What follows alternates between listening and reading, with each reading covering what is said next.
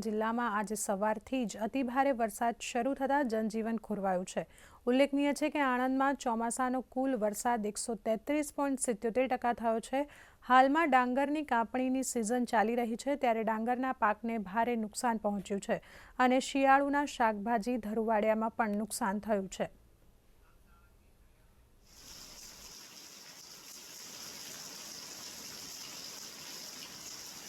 વરસાદની જો વાત કરવામાં આવે તો આણંદ જિલ્લાની અંદર છેલ્લા 4-5 દિવસથી ધીમી ધારે વરસાદ પડી રહ્યો છે। આ સવારથી લગભગ ભારે વરસાદ પડી રહ્યો છે। ત્યારે વાત કરીએ વરસાદના કુલની તો સિઝનનો કુલ 133.77% વરસાદ અત્યાર સુધીમાં પડી ચૂક્યો છે।